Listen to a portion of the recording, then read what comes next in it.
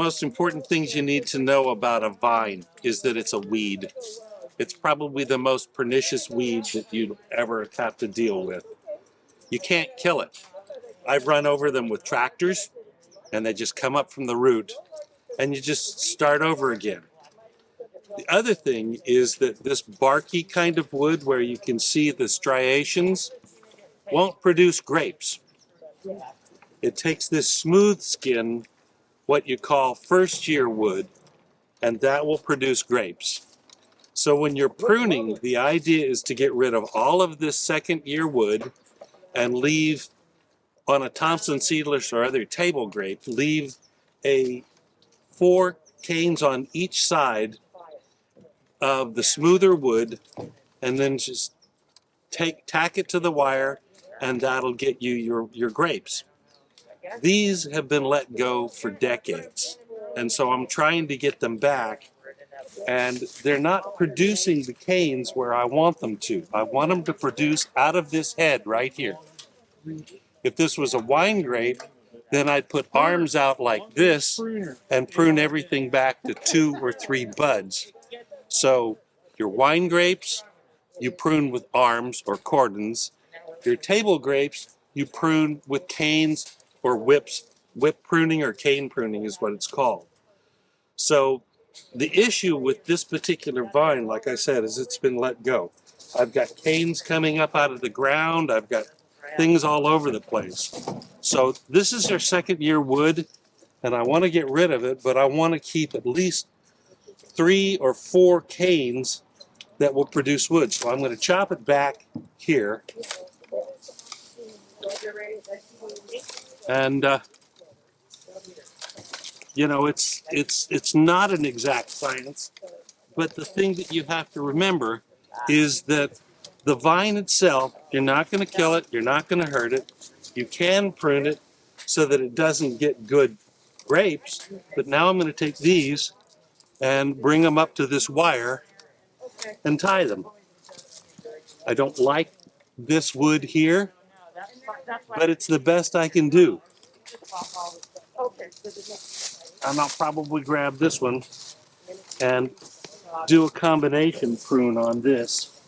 I'm going to just cut these off here at the spurs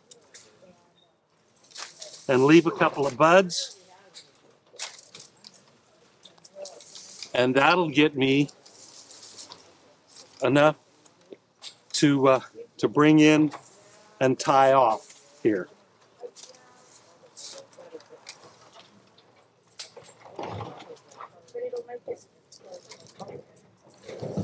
And then I'll take some green tape and I'll tie it right there. This other side presents a whole lot more problems. So I'm just going to go back here and start cutting the second year wood out and trying to untangle this Gordian knot. Because it gets the water from the bed.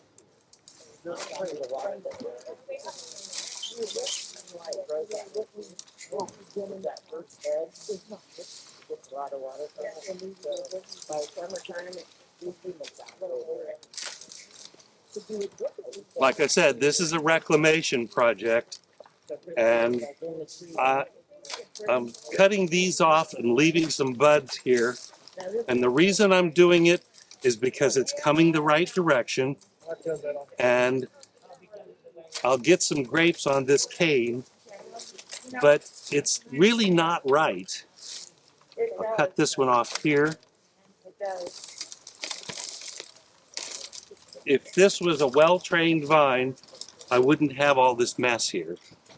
And what I'd end up with is about 8 or 10 canes coming out of this knot here, or head, and it would produce, and I wouldn't have this mess.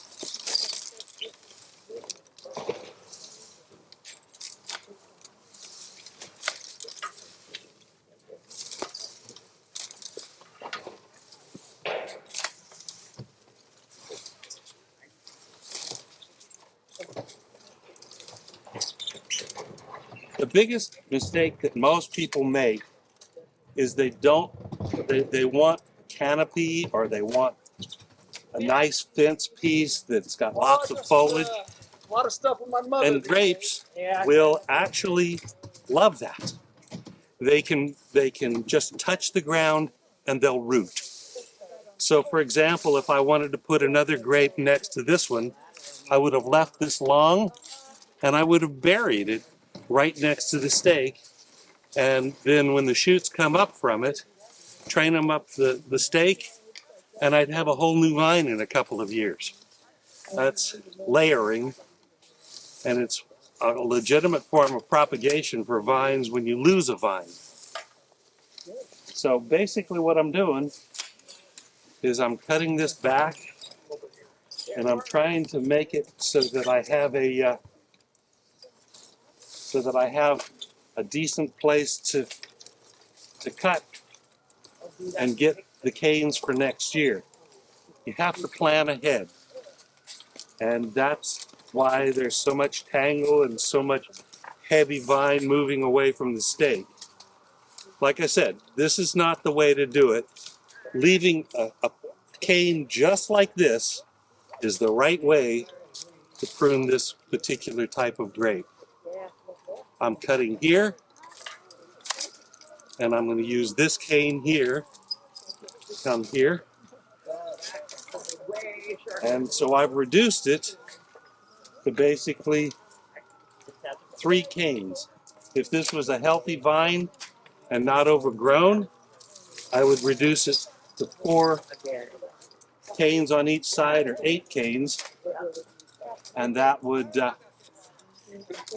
give me what I need.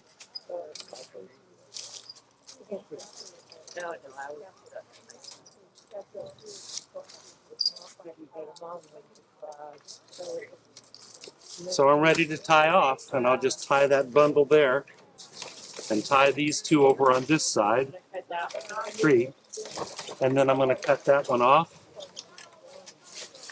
But I'm going to leave a bud there because I want canes to come out of this. So essentially, that's a pruned vine. And when you saw it to begin with, it was a huge mass of canes. If you don't cut the canes off, the vine will only produce leaves, or it will produce very small grapes.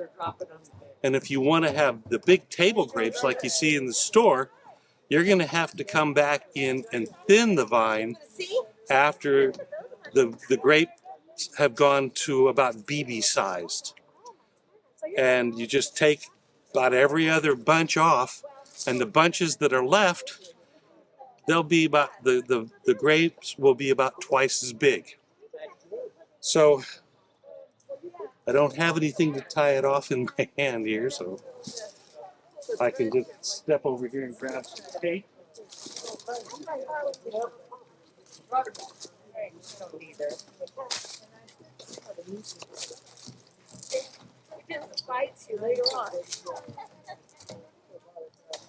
Like I said, these are coming from places that I don't particularly like. If this had been trained right, they'd come right out of here, and I wouldn't have to bend them, and they'd be great. But you get what you get. And the truth is, it's going to produce grapes anyway, as long as you've cut it back to first year wood.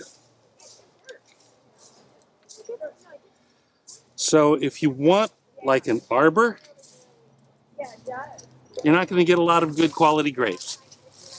The arbor will produce lots of leaves. If you don't want, and the other thing that the arbor will do is, because these grapes grab on where they grab on to the wood and everything else where they're growing, they put out little grabbing tendrils. It'll pull your arbor down. So if you leave an arbor up for a few years, you're going to have to go in there and pretty much replace about half of it about every 5 to 6 years because the vine itself will pull it down.